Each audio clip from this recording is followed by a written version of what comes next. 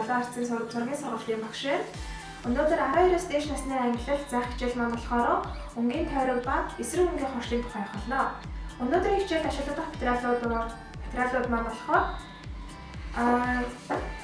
150-аас дээш граммтай цаас, энэ А4-ийн магагуур айлын байж болно. Тэгээд 12 өнгийн гуаш, тэгээд харандаа, энэ болохоор зөвхөн ганц хоёр харандаа байсан ч болон заавал өнгөх шаардлагагүй. Тэгээд хавтгай бээр, бүрийн хөвстэй бээр, мөн хайч, шугам. Тэгээд энэ литр байх болно. Тэгээд гуашаа найруулах юм хэрэггүй савнд усаа игээд тавьчихна. Сэрвэцано. Намайг Саруул гэдэг, намайг Шиглэн гэдэг. Өнөөдөр би та хоёрт өөрийнхөө дуртай үгийг 4-8 үсгтэй үгээр өрөөгөө чимгэлж болох үс тийм сонирхолтой зураг зуруулах болно. За юун түрүүнд ингээд цаасаа авчи. Энэ цаасан дээр уруулаа. Тэгэхээр 15 см-аар ийм хэмжин болгож хайчиж ав. 15 см-аараа ерөн цаасандаа багтахаараа олно гэж бол зүгээр. Энүүгээрээ дахиад яг нэг дөрвөлж биш олон дөрвөлж хийх болохоор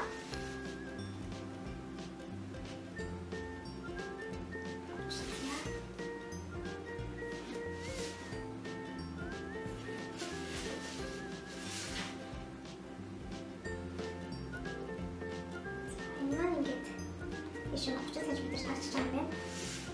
Тэгэхээр нэг А3-ын цааснаас 4 дөрвөлж гарах нэ.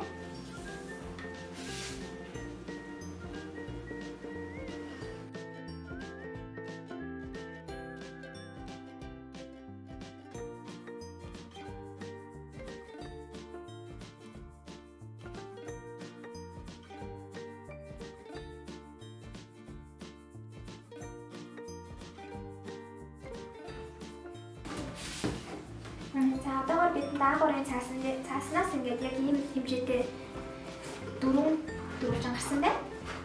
За одоо нэг болохоор одоо тэр шугам сулрахаар ингээд 9 хуан. Тэгэхээр ингээд 5 см-аар дахиад сантиметрлаад ингээд ийм үснэгт шиг дүрс үсэх байгаа шүү. Одоо би зурж үзүүлье.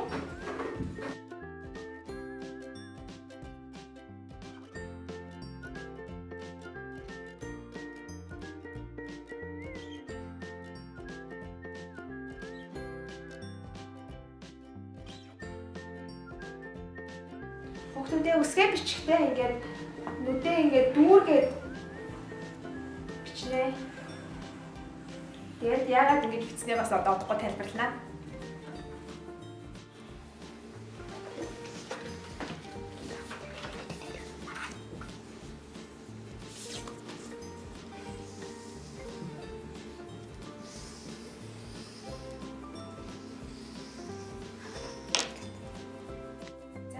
Одоо манай хичээлийн хамгийн чухал хэсэг эхлэх гэж байна. Бид нар болохоор өнгийн тойрог гэж ер нь мэднэ. Нэг бүрийнхээ ингээд өнгийн солонгын дарааллын дагуу байдаг. За тэрийг энэ гуашин дээрээ дахиад тайлбарлая. Энэ гуашнаас үндсэн 3 өнгө гэх юм бол энэ улаан, шар, цэнхэр гурав маань энэ бол үндсэн өнгөнүүд. Энэ өнгөнүүдийг энэ бус өнгнөөс дахиж нэмж найруулж гаргах боломжгүй байдаг. Тийм болохоор үндсэн өнгө. Харин туслах үүсмэл өнгө гэхээр одоо цэнхэр шар хоёрын хоорондоос үүсдэг ногоон өнгө, мөн улбар шар өнгө. Тэгээд энэ хоёрондоос үүсэх хүрэн ягаан өнгө маань ордог. Энэ маань жоохон юм өнгөтэй л. Тэгээд үлдсэн энэ өнгөнүүд маань болохоор одоо эднэрийн голоор ороод ингээд бүр дахиад үүсмэлээсээ цаашаага хуваагддаг өнгөнүүд байгаа. За тэгээд эндээс эсрэг өнгө гэж юу сонсч ирсэн үү? За эсрэг өнгө гэхээр одоо яг энэ өнгийн тойрог дээр харах юм бол их тодорхой харагддаг л та. Энэ улаанаас ингээд яг энэ шулуун шумуунд байгаа энэ ногоон өнгө бол энэ хоёр нэгнийхээ эсрэг өнгө гэж үздэг. Энэ эсрэг өнгүүд нь юунд хэрэгтэй вэ гэхээр хоорондоо маш гоё зохицдог. Үеийн уран бүтээлчид энийг одоо энэ өнгийн эсрэгслийг ашиглан зургандаа маш тийм гоё зохиомж бий болгосоор ирсэн. Тэгээд хэдүүлээ ч гэсэн өнөөдрийг хийж байгаа энэ үсгүүдээ эсрэг өнгөөр нь буудана. За тэгээд эсрэг өнгө. За та нэг эсрэг өнгө сонгочих уу? За би. Тэгээд Үгүй юм. Энэ хоёр эсрэг. Энэ хоёр уу? Тэгээ хүрээга шарахгүй биш шартайгаа эсрэг. За тэгвэл би энэ хоёрыг авчээ. Тэгээд бодохдоо одоо ингээд эсрэг өнгө нэг маш их яаж өдөр хоорондоо өнгийн хурц ялгаа гарч ирдэг байхгүй юу? Тэрийг нь ашиглан одоо яг энэ суурьнд байгаа энэ 9 байгаа шүү дээ. Энийг болохоор энэ хоёр өнгөнийхөө аль нэг өнгөөр бодно. Гэхдээ энэ ингээд олон нүүд байгаа шүү дээ. Энийг хооронд нь ялгахын тулд энэ цэнхэр өнгөнийхөө маш олон төрлийн баагаар холиод хоорондоо давтагдчихгүй өнгөнүүдийг бий болгох гэсэн үг. Цайвар цэнхэр, хүнд цэнхэр. Одоо энийгээ цэнхрэж гэсэн энтэйгээ холиод хүнд цэнхэргээ гаргаад харин одоо энэ байгаа шар байгаа шүү дээ. Доторх нь үсгийнхаа өнгөнд эсрэг өнгөөр бодохдоо бас шар өнгөнийхөө маш олон төрлийг нь хооронд нь хольж гаргана гэсэн үг. Тэгэхээр бид нар энэ хичээлийг хийснээрээ өнгөний маш олон тооныг нь хооронд нь хольж сурах байгаа. Ийм хичээл байгаа. Василий Кандинский гэдэг зураачийн тойрогтой зураг байдаг 1926 онд зурсан. Тэр зурагт болохоор маш олон төрлийн бүр их яадаг. Одоо та нар зургийг харуулъя. Энэ зураг нь зураг дээр харагдаж байгаагаа одоо энэ өнгийн энэ тойрогт байгаа өнгөнүүд хоорондоо ерөөсөө давхцаагүй байдаг. Маш олон төрлийн өнгөнүүд хоорондоо ерөөсөө давхцахгүйгээр тэр зургийг зурж бүтээсэн байдаг.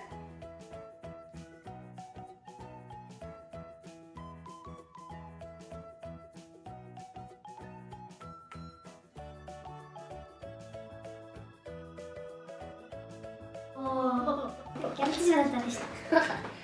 Тэгээд хаанаас юмсан солонгон хаалга байна. Солонгон хаалга. Бүгдээ анаасаа гуашаа ингээд палетер дээр шахахтаа солонгоныхаа үнийн дарааллын дагуу шахаарай. Тэгэх юм бол хооронд нь холиход илүү дөхөм бас ингэж гоё үзэмжтэй харагддаг байгаа. За эхэлцгээе хөө. За эсрэг өнгөнүүдэд дахиад нэг санацгаая. Улаан ногоо хоёр эсрэг, шар бүрийн ягаа хоёр эсрэг. Тэгээд цэнхэр улбар шар хоёр эсрэг. Тэгээд яг улбар шар өнгө маань яг гоё байх болохоор хоорондоо одоо хольж гаргана. За тэгээд хэдүүлээ усаа хилдүүлэхгүй тулд сайн одоо бирээ ингэж усандаа угаасны дараа дараагийнхаа өнгө хийгээрэй за. Болоод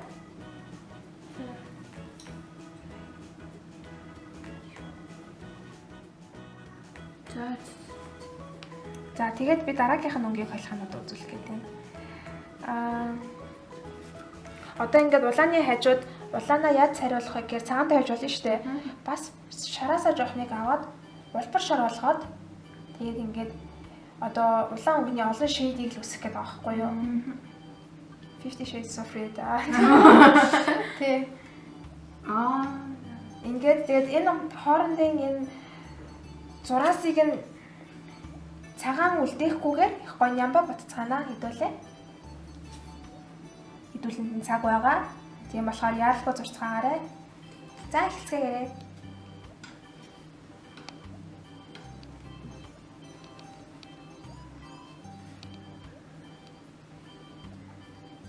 Тэр палетер дээр бас холж болно шүү. За. Холихдоо шугаанаа. Бүр өнгөнүүдийг хооронд нь холиход тохиромжтой байдаг вэ гэхээр ийм ойролцоо өнгөнүүдийг холиход зүгээр байдаг. Одоо яг палет дээр шахсны дагуу улаан шар хоёрыг болоход улбар шар үүсдэг. Яг энийгээ ингээд холиод улаан өнгөнийхөө төрөлд оруулж болно. Мөн дараа нь цэнхэр өнгөө холихдоо ногоон өнгөөр бас баг зэрэг өнгийг нь хүйтэн өнгөтэй болгож харагдуулж болно. Цагаан өнгөөр өнгөнийхөө хүчийг нь зөөлрүүлээд улаан гэхэд ягаан өнгөснэ. За усын жохон баг хийгээрэй за.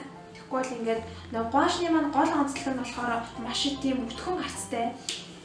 Тэгээд тийм ч учраас өнгө нь маш их тод харагддаг. Гоошныхаа энэ чанарыг нь алдагдуулахгүй өнгө хэдүүлээ зурцгаая.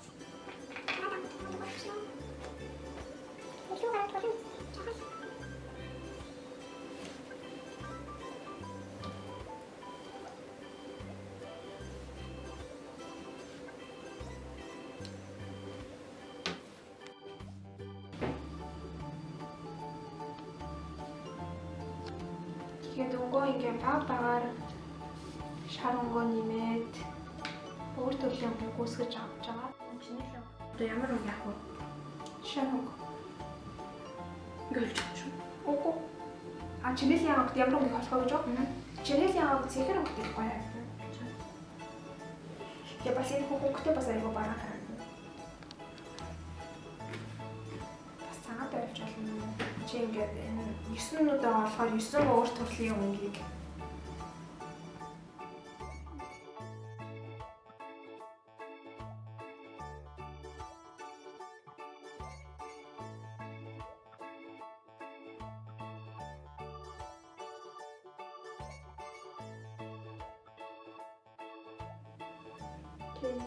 хандаа наах уучлаар тэгээд тийм үү? Хичээлээ чимгэлт юм уу?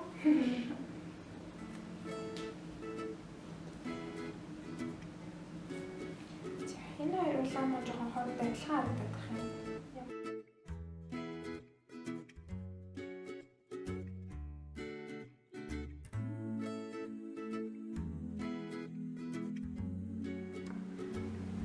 Анхааруулахад одоо эсрэг өнгөөр нь дудаж эхлэхэд биеийн масаа авах хэрэгтэй. Тэгэхгүй бол эсрэг өнгө хоорондоо холилдох юм бол саарал өнгө үүсдэг байгаа.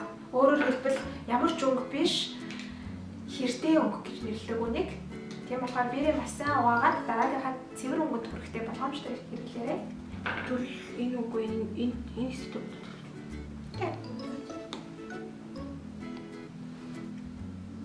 Улааныхаа эсрэг ногоон өнгөөрөө би бодож эхлэх чинь.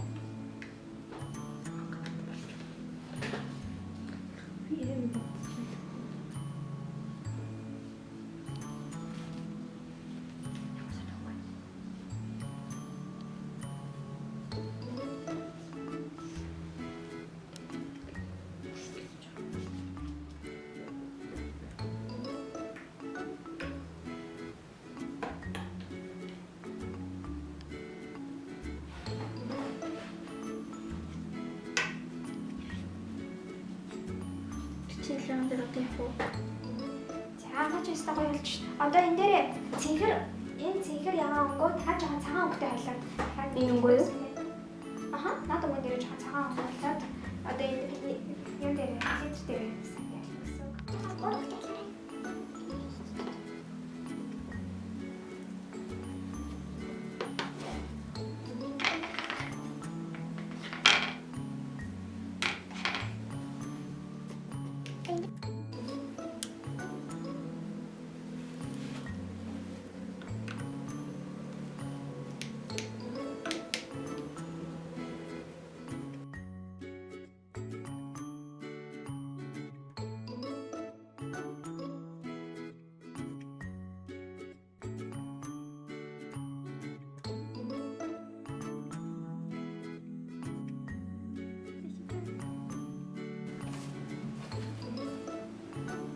Ямар сүлээ?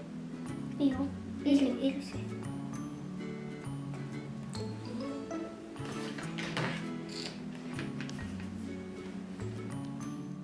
Асан багш. Тийм. Жоохон шоутон болгож зүр. Тэгээд яа. Энэ чинэлийн яаныхаа эсрэг өнгө буюу шар өнгөөр аль үсгээ бодлаа.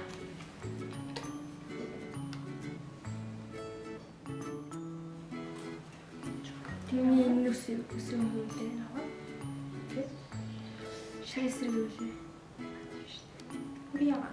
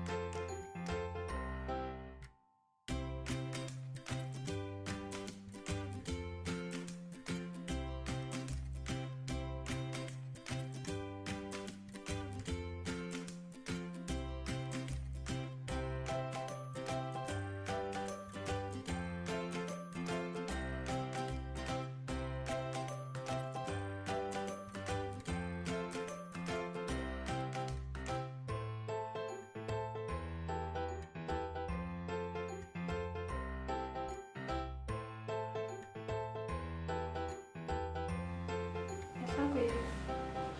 Ер нь штэ хүний өнгө гэдэг юм тавтагддаг шүү дээ хоорондоо. Миний нариулдаг цэнхэр өнгөчний нариулдаг цэнхэр хооронд амар үүрдэг. Тэр нь байгаа. Fun fact. Хүн болгоны адилхан 6 хүн байдаг гэсэн чинь надад адилхан нэг юмж даа. Хамгийн сэтгэл зүйнээс нь болоод хүний нариулдаг хооронд. Миний нэг юм хаа. Яаш тийм юм бэ?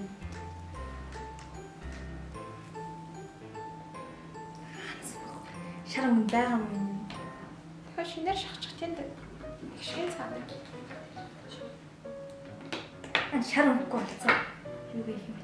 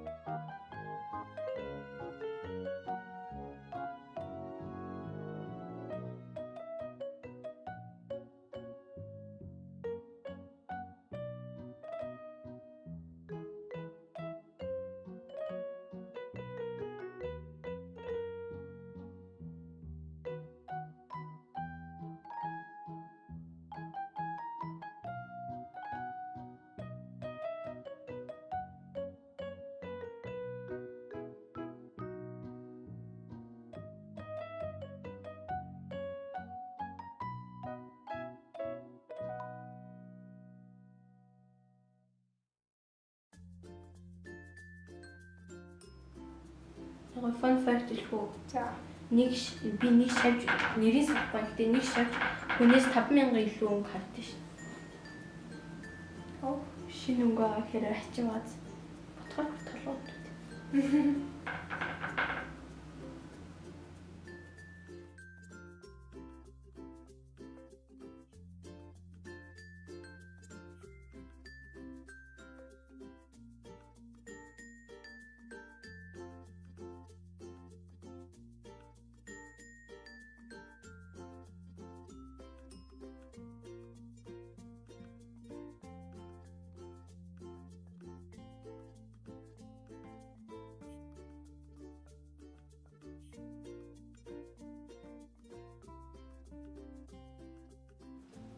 За бид нэр ингээд үгээ бичээд дуслаа зулаад.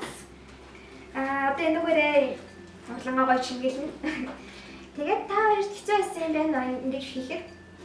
Шинэ өнгө хэрэгсээ алибандээ адилхан заасан. Тэгээд бас washны ингэж жигд гарахад хэцүү байгааз. Тийм болохоор анханасаа будгааны хариулахтаа их усын баг биерээ сайн цэвэрлж агаад гаргах хэрэгтэй байгаа. Бидний палет ийм бэлтээ болсон. Ийм болсон. Тэгээд та бүхэн өөрсдөө хүссэн үгээ, хүссэн дүрсээ ингэж хийх боломжтой. Тэгээд мөн өөрсдөө хийсэн бүтээлүүдээ манай видеоны доор комент хэсэгт үлдээгээрэй. Бид нэр харахтаа баяртай болно. Тэгээд баяртай.